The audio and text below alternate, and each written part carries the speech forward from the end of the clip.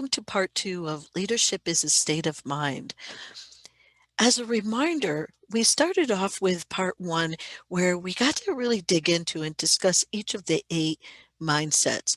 We talked about the importance of having a clear vision and being mission minded. We talked about how we really need to have courage because our vision would be so big and compelling. We talked about being all in, having a really strong commitment. We talked about being in integrity and ethical, and not just to those outside of us, but most importantly to ourselves, not letting ourselves off the hook. We talked about being emotionally intelligent, having an understanding of what our emotions are, when we're being triggered, and the impact of our behavior on those around us. We talked about having cultural humility and understanding of the fact that we all have biases, but what might some of ours be, and how does that impact our values and our beliefs? We talked about being community minded, surrounding ourselves with those people who can actually help lift us up and hold us accountable, who are going in the same direction that we are, that we can use as resources and mentors. And then last but not least, we also talked about being risk takers and change agents, knowing that as we go out and put our vision, as we become leaders in the world or refine our leadership, we're talking about impact. And so we're talking about change and what we would need to have in place to help that happen. So this is where we get to pick up where we left off. And as a reminder, I want to share with you to the journal for part two and ask you, don't forget to download that.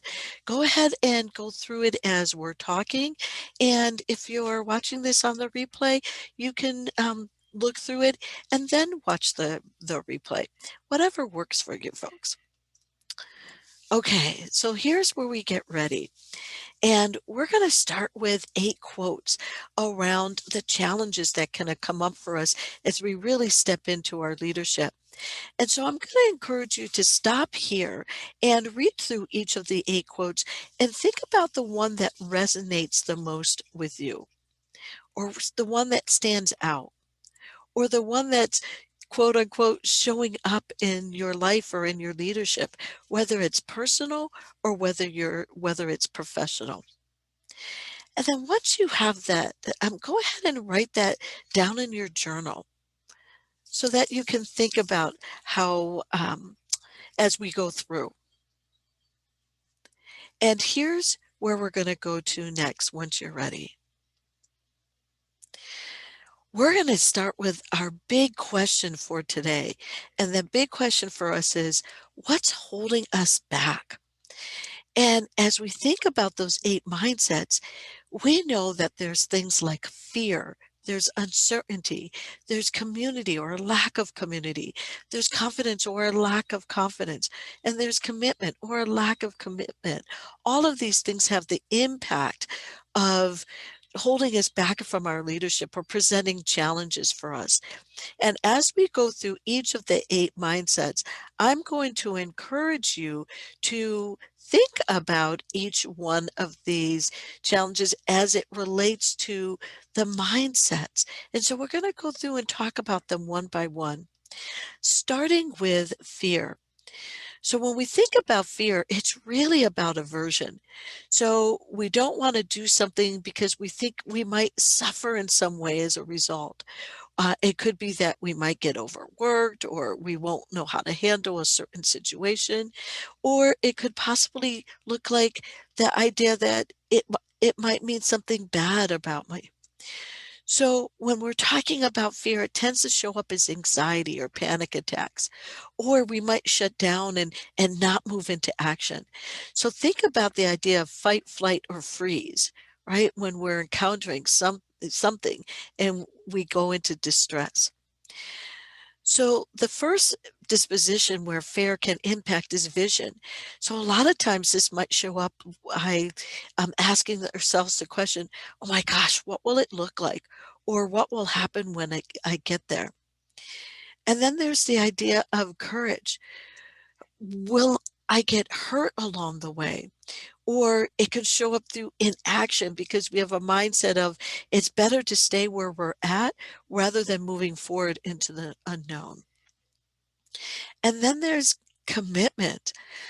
And this can show up by the mere fact that we don't want to move forward or do something. So we'll find an excuse to back off and not follow through. And of course, this sends us right into emotional intelligence. So this shows up when we get triggered. We may be having anxiety attacks or having a hard time calming down. This is often where we can see coping mechanisms that might not be so supportive, such as smoking or drinking or doing drugs as a way to self-soothe. And then we go on to ethics or being in integrity.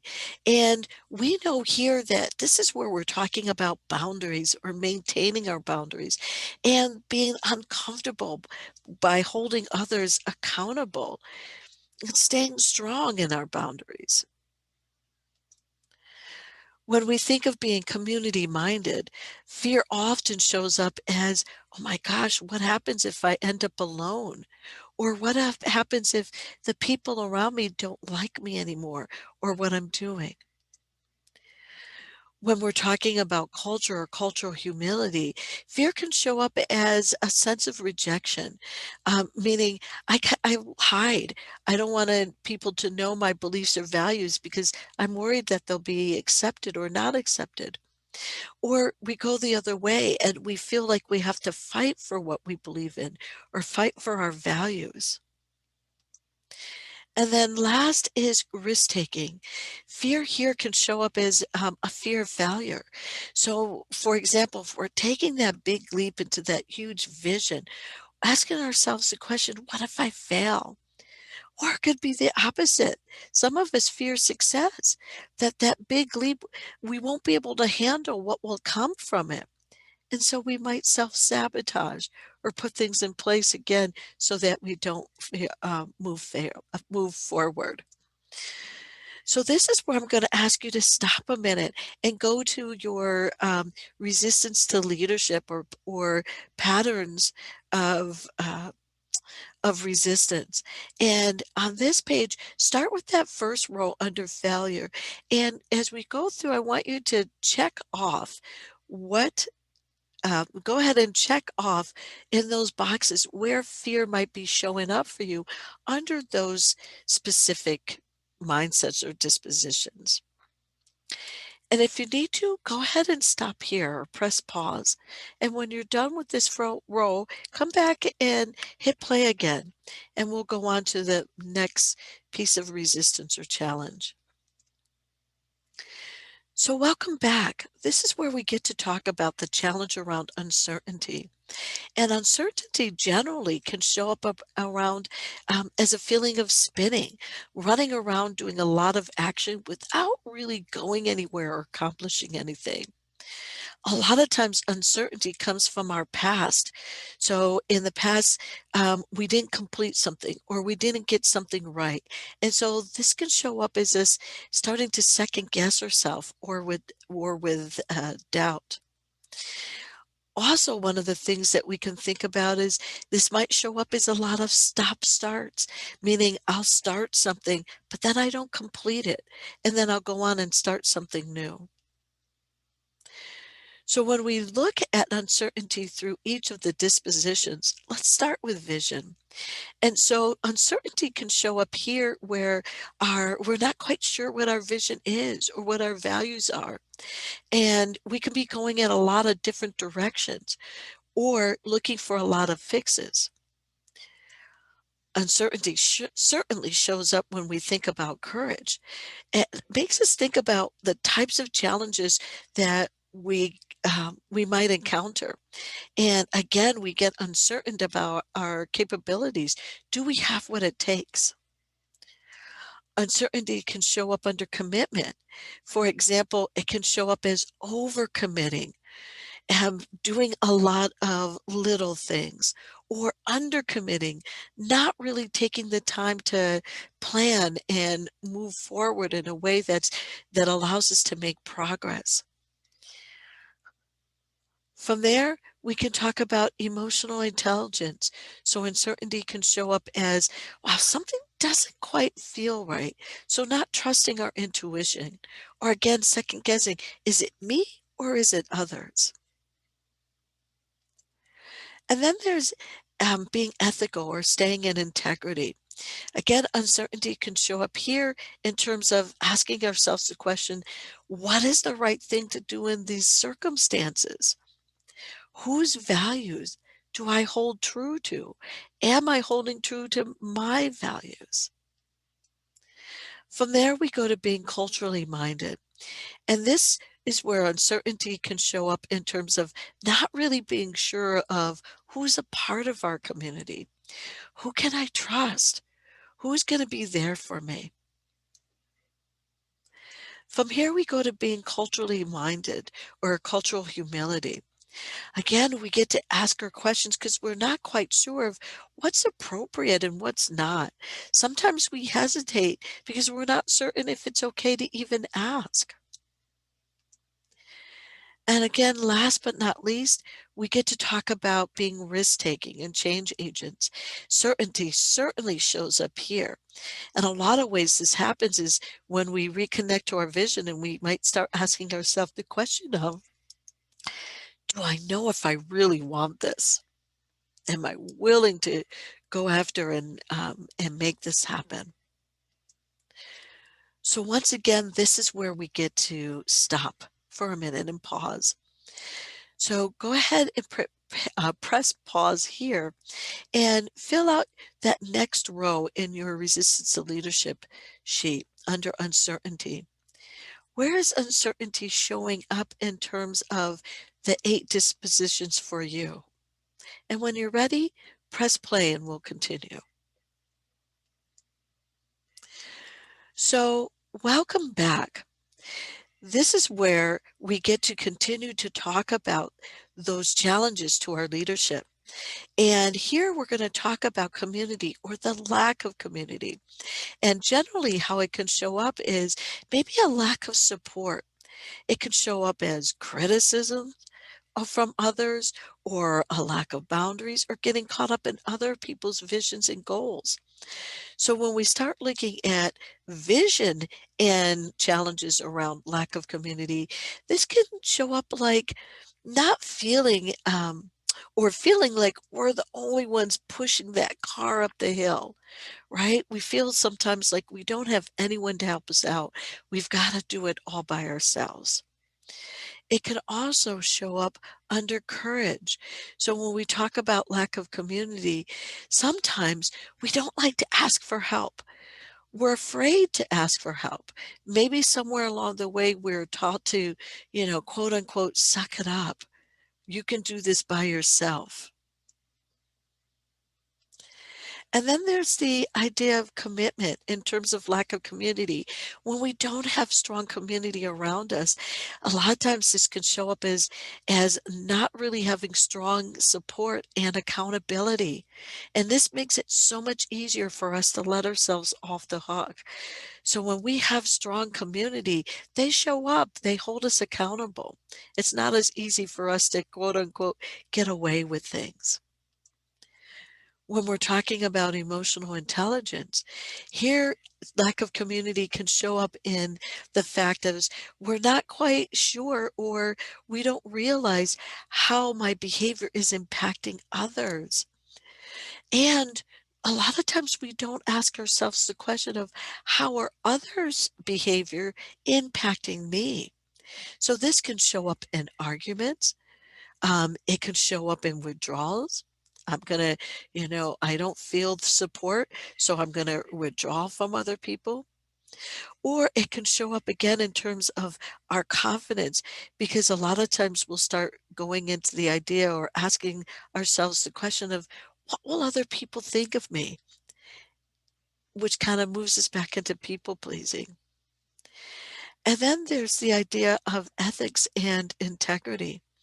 Again, how is my behavior impacting others? When we're talking about being community minded, here is where we get to think about, what are those people around me? What if they don't believe in me or believe in the same things, or vice versa? What if I don't believe in where they're going and what they're doing? We also get to move into thinking about lack of community and culture, where again, do the people around me don't believe in the same things that I do? And the last but not least is risk taking. And here is we get to ask ourselves, where do I begin to find those like-minded people? Those who have already done this before, those resources that we can refer to. And once again, this is where I'm going to ask you to stop and pause, go back through the row and see, where does lack of community show up? In which dispositions? And when you're ready, go ahead and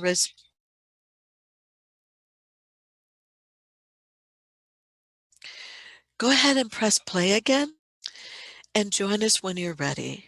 Okay, so just to stop and do a quick check-in overall. So far, when we've talked about challenges, we've talked about them in terms of how they impact our vision, how they impact our courage and commitment and ethical integrity. We've looked at them in terms of our patterns of resistance or resistance to our leadership. And from here, we're going to continue to go on. But I wanted to ask you first, what trends might be showing up? What do you notice about yourself? And here's an even bigger question. Are you noticing that the trends are showing up professionally or personally or both? So take a minute to reflect overall, and then we'll keep going. Welcome back. And this is where we move into the last of our two resistance or challenges to leadership, starting with the lack of confidence. So confidence is about your internal beliefs about your own capabilities. And again, this can show up as self-criticism through that inner critic. You know, the one who whispers, "You're not good enough, you don't have what it takes, who do you think you are?" And when it shows up in vision, it can be, or it can sound like, "Wow, what am I even thinking by attempting this?" When it comes to courage, lack of confidence can show up like, again, asking ourselves those questions, do I have what it takes to overcome those challenges? Or this, whatever it is, fill in the blank, is too big for me to handle. Lack of confidence in terms of commitment shows up as, I don't know if I can do this on top of everything else I have going on. So I either stop or quit. Again, kind of those stop starts. When we think about emotional intelligence, here's a couple of things for us to think about in terms of introverts. As an introvert, lack of confidence can show up such as, it can show up as, I don't have the social skills or I'm not comfortable being around others. As active extroverts, it can show up as, sometimes I'm overconfident. I'm going to do whatever, whenever, wherever, to whomever. Other things to think about is, I'm not good enough or worth it, or I call myself stupid or no good. When we're talking about integrity, here's where lack of confidence can show up as being, well, I'm not sure I can really do this, so I let myself off the hook, or I let people think, talk me out of it, which takes us right into being community minded. So lack of confidence can show up here as, wow, I don't even want to ask for help because I don't want people to think I'm weak or incompetent. When we're talking about culture, lack of confidence can show up as, am I able to stand up to others or in situations when something is said or done that's not inappropriate? And again, when we think about risk taking, lack of confidence can show up as, wow, I've never done that before, or I've never gone this far before. I don't know if I can do it. So once again, we get to stop here and look at our trends. Where is lack of confidence showing up in the different dispositions or mindsets? Go ahead and put an X or a check mark in the dispositions where lack of confidence shows up for you. Press pause while you're doing this, and when you're ready, go ahead and press play.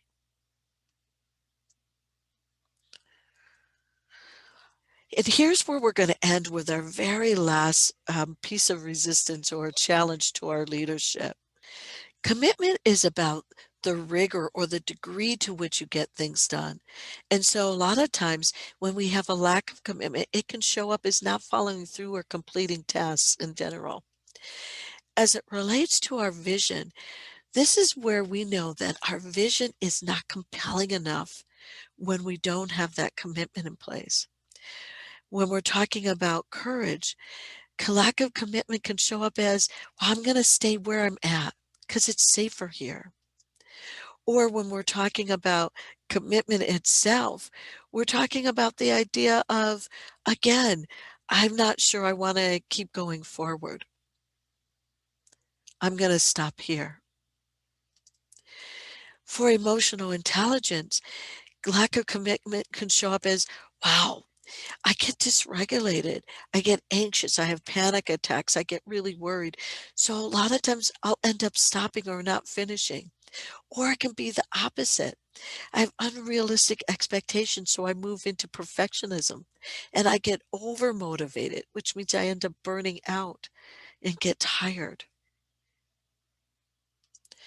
When we're talking about ethical or being in integrity, again, a lot of it goes back to our internal integrity. Do I do what I say I'm going to do? Do I hold myself accountable? Or do I let myself off the hook? And then where lack of commitment comes in and being community minded. Do I say I'm going to show up? Do I reach out and then don't? Or do I try to go and be a lone wolf and do it all by myself? Which means again, it's gonna be harder for me to hold myself accountable and stay in commitment. When we're talking about culture, the question here is our commitment to really digging into our own biases. How deep are we willing to go to recognize and work through them so that they don't impact the work that we're doing in a negative way? And then last, but again, not least, is risk taking, being a change agent. And lack of commitment there. Do I have enough energy to make the leap?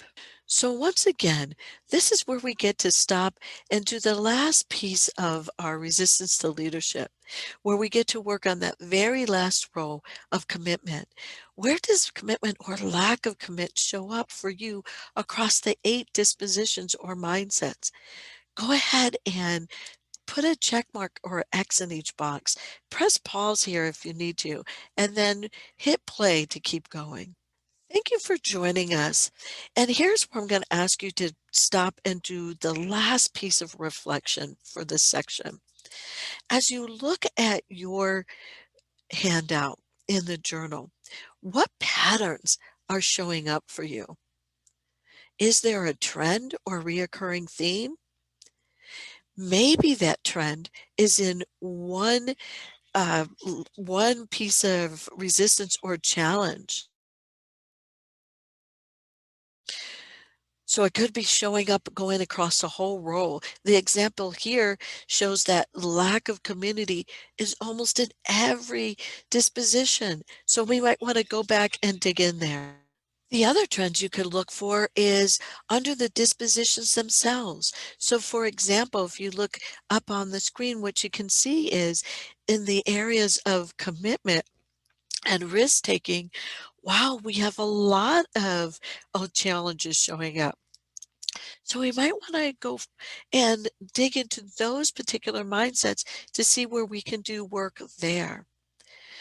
The other thing that we want to look at and see and ask ourselves again is, where are those challenges showing up? Is it primarily personally, or is it professionally, or is it both? And then ask ourselves, how do we think these challenges have impacted our vision, our dreams, our goals? And this is where we get to do incredible work.